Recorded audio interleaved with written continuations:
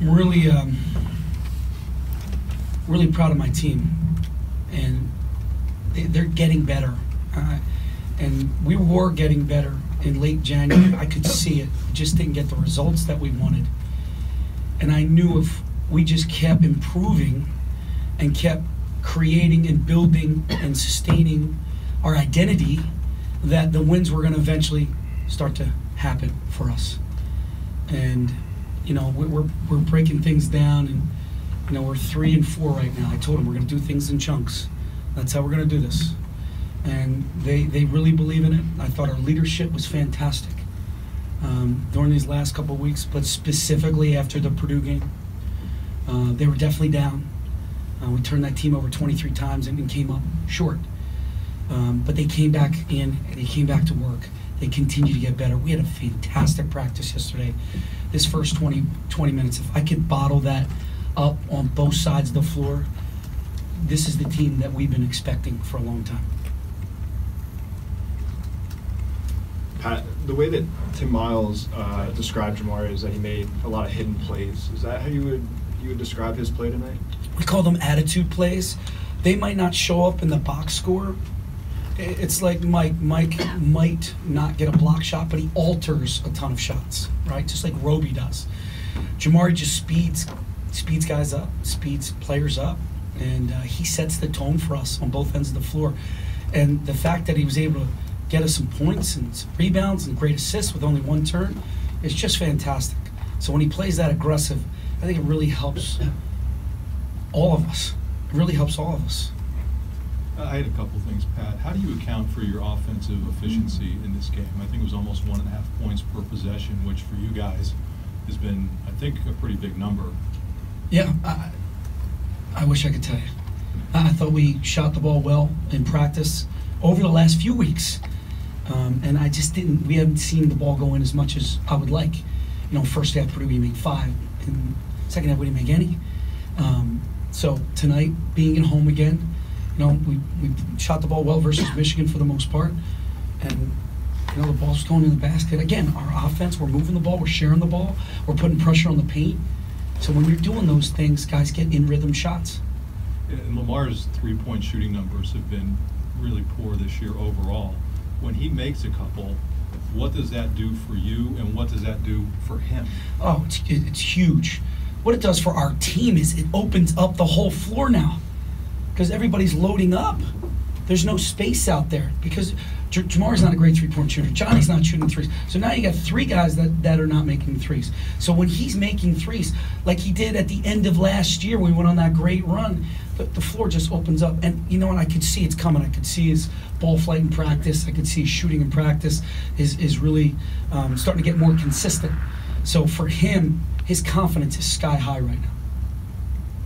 Pat, you talked about at length earlier this season about trying to get Rozier to attack the basket and take better shots. What does it do for his confidence, and what does it do for the team when he can get in the lane, make some easy plays in transition and setting up open shots on the outside? I thought he played a really well-balanced game. I challenged him after Purdue to play better defense because he was playing better defense. I challenged him to really share the ball and look for threes, search for threes, as well as putting pressure on the paint. I thought he really mixed it up very well today. He got in the paint, he finished, he got some threes. It was really nice to see him play with such amazing confidence. And I think he accepted that challenge. I think, the practice that we had, he was phenomenal on both ends of the floor. Pat, I feel like this is the first time since maybe early in the season where both Lamar and Rozier are scoring efficiently. What does that do for your offense when both of them are putting up 20-plus points? And is this the kind of offense that you want going forward? Look, I would love – Lamar's been very consistent all year. I think we'd all agree with that. We always just need another Robin to the Batman. We need somebody to help him out. And sometimes we don't have that. But when we're able to shoot like that, or those 2 guys able to shoot, it just opens up everything else. I think that's why it opens up things for Jamari. And you saw us put it inside to Mike. And I thought Josh played after the first, I'll say 6 to 8 minutes. I think Josh settled in and played much better. So when those 2 have it going, it really helps out the other guys. And you mentioned what Lamar's three-point shooting does for the team as a whole, but do you notice him have maybe an added boost in confidence when he's hitting 2 early three-pointers? I think we all do. When he knocks it on that first one, you can see there's a little giddy up in his step, and then he knows the next one's going to go. I thought he took good shots too. We drew some things up for him. I thought he executed. He took what the defense gave him, and it was nice to see his maturity level and his growth has really shined through tonight. Pat, going back to Jamari and his offense, he's obviously not going to be a guy that scores 20 points a night, but over the past few games, he's been more efficient on offense. Why do you think he's looked more comfortable recently? I think we give him the confidence to be more comfortable. That's one thing I think we're very good at. I told Jamari, like in that Purdue game, you got to shoot him. You got to shoot him. Make somebody guard you, because we're a good rebounding team. We'll go get it. So play with confidence. Play with that chip on your shoulder. And I thought he did that tonight. And when he's getting, what do you have, 4 steals, 5 assists. When he's playing with that tenacity, everything else is going to fall. Like the free throw, like the layups, like the floater. Everything else is going to drop for him. You go back a couple weeks to Ra missing that shot late in that game. That's a spot in a Ohio State. freshman's season that can linger in the mind a little bit. How important do you think it's been for him the past few weeks to play well and play past that and be able to have nights like tonight not far removed from him? You know what? I talked to Ra after that. So much growth and maturity. He's such a willing learner. After that, I thought Lamar did a great job with him too in game. And then we met after that, and I think he has the courage and the guts to take those shots. And we need kids like that. We need guys that want to step up and take big shots. And he's hit big shots for us all year long. I'll go back to Virginia Tech. Nobody realizes he's the one who hit the 3 in the corner to win the game for us at 2 minutes to go. So, he'll continue to learn, and we've all learned from failure and setback. And I think that's why you're seeing this team really start to blossom right around now as we finish the end of the season. And you look across the league, you'll see teams will give the Michigan State's a pretty good fight every night. It's harder sometimes to get teams to put up that same kind of effort against teams that are having a different kind of season. What's the value of being able to get a good performance, not only against a team like Michigan, but maybe a team like Nebraska that's got some injuries that's maybe not having the year that they want to be able to have? Again, it shows, I know exactly where you're going, and I think it shows consistency. I think it shows a team that's completely bought in and trying to get better. I think that's what you're seeing, because it easily could have got away from us at Purdue. But these guys have a lot of heart and a lot of determination, and they stuck together. And we cut that to 5 with 4 minutes to go. So they keep showing up, and that's what they have to do. And we're going to finish the season really strong. Pat, you mentioned the 23 turnovers that you forced at Purdue, and that only turned into 17 points for you guys. But tonight, forcing 11 and turning that into 18. What's the difference in being able to turn those turnovers into I wish I could tell you, Taylor. I have no idea.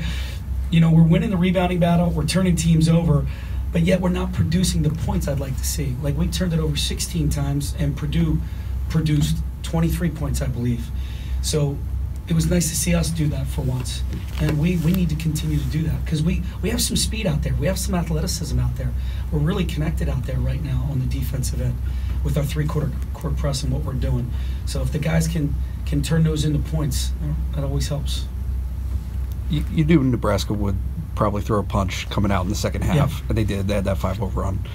How did you feel like your guys maybe responded to that, and then to build on a lead, when you're up 20 points? It's really hard to play when you're up 20. The guys look at the scoreboard, and you lose focus a little bit, especially with the young team that we have. It became a scoring match. He tried to muck it up and press, and he did exactly what I would have done. Let's press, and let's see if we can get them to turn the ball over like we did at Purdue, and maybe get some easy ones. And we didn't turn the ball over. We settled down. I thought that was the biggest thing. We did not turn the ball over. We were able to get shots, and fortunately tonight the shots were going. Hey Pat, a couple things in back here. First of all, Josh Reeves, he stuffs pretty much every stat column, but tonight he hits that 1,000 point mark for you guys. What does that mean as a program when you have someone as consistent as he's been the last 4 years, just all over the court, and obviously hitting that 1,000 point mark? Yeah, I'm incredibly proud of Josh. A lot of people think he's a defensive player, a defensive stopper. So this can put that all to rest. He also can score the ball a little bit. And he's been very consistent, like you said, over his 4 years. And he has showed up and defended and rebounded and tried to play Penn State basketball. Of course, I had no idea because, I'm coaching a team. I'm not into the individual stuff, but that is such a credit to him and his work ethic that he's put over the years, and our staff. That's player development. Josh didn't come in here as a great three-point shooter. I think you remember back in the day, his freshman year, I think it was .022 or something, and now it was nice to see him get his 1,000th on a three-point shot. And Tim mentioned when Tanner Borchardt gets in early foul trouble for the Huskers, it takes one of their big men out of the game, sort of opened things up for you guys offensively. How did you feel like your team was able to capitalize once Borchardt went to the bench with 2 fouls early? And I agree with you. I thought 20 is the key. Tanner is the key to their defense. He does such a good job of ball screen defense, dribble handoff defense, low post defense. He's their help guy. He's really their anchor back there, and you can hear him talking the whole game. So for us to get him in early foul trouble, and Tim had to keep him in with 2. You get at that point where we're scoring the way we're scoring, he had to take some risks. And unfortunately, he ends up getting 3, and that definitely put him off kilter a little bit because he's definitely that free safety back there telling everybody, or the linebacker telling everybody what to do. Pat, you guys have kind of struggled with scoring lulls in various games throughout the year. You didn't have one tonight. When you don't have a period like that where you're just struggling to score the ball, how do you think that impacts other areas of the game? Whether it be flow, defense, or when we don't have the scoring droughts, I think our defense is much better. Guys are willing to talk more because the ball's going in the basket, so everybody feels a little bit better. That's why I give these guys credit. When we do go through those lulls, we're getting stops for the most part. That's the hardest thing for an 18 to 23-year-old to do is when the ball's not going in, can you still play the same way? And I think we've proven this year, again, the results and our record's not where any of us want it to be, but we're still competing at a very high level to stay in games when the ball's not going in. So the fact the ball was going in tonight, you saw our defense, everything was, just better, more energy. Pat, obviously the score allowed you guys to get a lot of guys in off the bench tonight, but for a majority of the game, it felt like you only were going with a 7-man rotation, just bringing Mike and Ra off the bench. What went into that and not giving guys like MJ a shot earlier in the game? I just felt like that rotation was playing really well, really consistent. My plan was to play MJ. My plan was to play Kyle. But the way these 5 to 7 guys were playing collectively, I felt like we had an advantage, and I wanted to keep that advantage going as long as I could. We called fist up.